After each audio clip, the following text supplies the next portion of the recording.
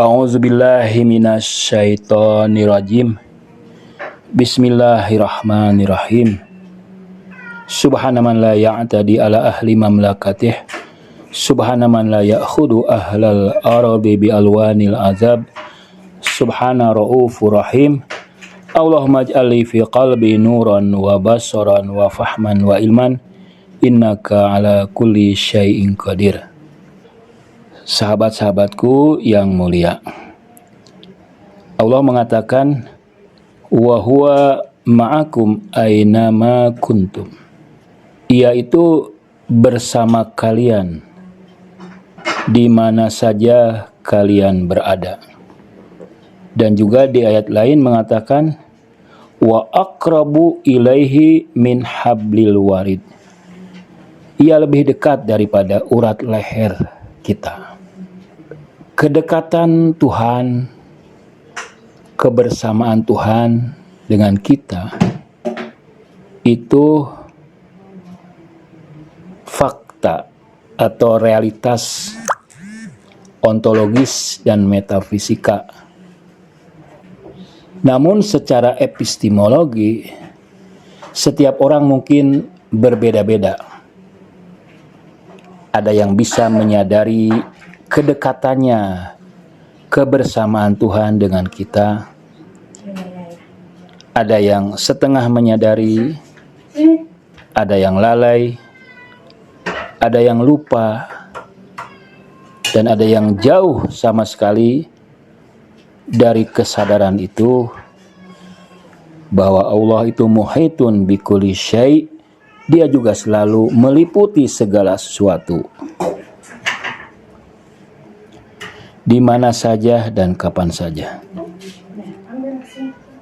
Nah, menurut saya kesadaran kebersamaan kita dengan Tuhan, dengan Allah itu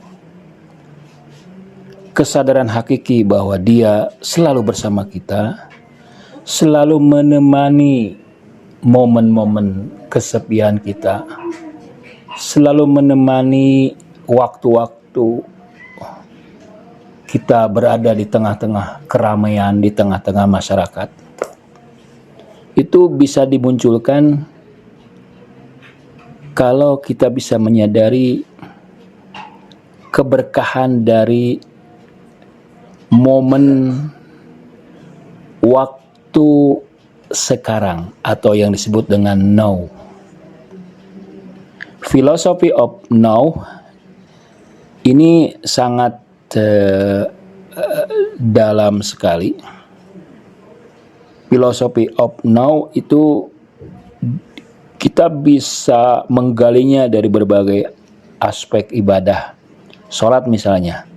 Sholat itu mengajarkan bahwa kita harus menyadari kekinian kita saat itu, hari itu. Fokus dan tawajuh kita pada waktu itu, bukan masa lalu, besok, hari lusa, bukan masa depan, tapi masa kini, detik ini.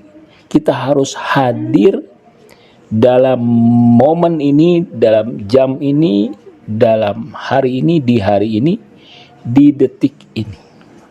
Kalau kita bisa menyadari, menikmati momen-momen detik ini, kita akan menemukan berbagai hal. Pertama, bahwa betapa berharganya momen-momen ini. Jadi kesadaran akan kekinian itu akan mengantarkan kita pada rasa syukur. Di mana pada momen itu kita akan menyadari anugerah ilahi. Bahwa pertama kita masih hidup, sehat, alhamdulillah. Kita masih waras, masih sadar, masih bugar. Itu karunia yang luar biasa. Kita masih diberi kesempatan untuk menikmati detik-detik itu. Untuk menghayati, untuk berpikir. Ketimbang kita memikirkan masa kemarin. Masa lalu itu sudah usai, sudah selesai. tidak boleh lagi mengganggu kita, mempengaruhi kita. Demikian juga memikirkan masa yang akan datang. Tapi kita harus hadir di masa ini. Kalau kehadiran ini penuh kita sadari, maka kita akan menjadi orang yang bersyukur dan akan memenuhi detik-detik dan hari-hari dan jam-jam di hari itu dengan perbuatan-perbuatan yang agung, yang mulia, yang merupakan bentuk kesyukuran, yaitu menunaikan keinginan yang memberi nikmat, menunaikan kehendak Tuhan. Itu bentuk syukur. Memang syukur juga tidak mudah, tapi paling tidak dengan menyadari betul, hadir benar pada detik ini, pada momen ini. Di kantor misalnya, di saat kita bekerja, kita akan hadir pada waktu itu, kita hadir dalam pekerjaan itu, sehingga di kantor kita akan menemukan Tuhan. Alhamdulillah kita bersyukur masih bisa bekerja, masih bisa melakukan tugas, masih cerdas, masih bisa berpikir, masih berkomunikasi, masih bisa berbicara. Bandingkan dengan orang-orang yang tidak punya pekerjaan.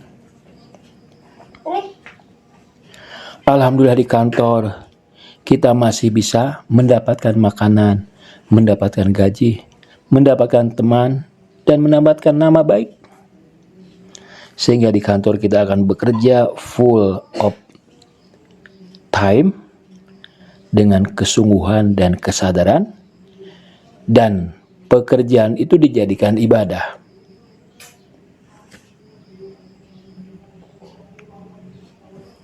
Ibadah bukan hanya sholat, bukan hanya zakat, tapi bekerja maksimal dengan ikhlas untuk memberikan keberkahan, untuk bisa survive bagi keluarga dan masyarakat. Itu adalah ibadah. Di jalan juga kita akan menemukan Tuhan dengan kesadaran itu. Saat kita pulang mungkin kita selalu berpikir apakah kita akan ketemu keluarga. Saat Anda naik kendaraan, naik motor, naik angkot, naik kereta api, kadang-kadang sebagian orang tidak sabaran untuk segera pulang ke rumah, tidak bisa menunggu, karena ia tidak bisa menikmati, mensyukuri detik-detik, momen-momen, jam-jam di tengah perjalanan menuju rumah. Karena banyak hal yang bisa dilakukan di perjalanan itu.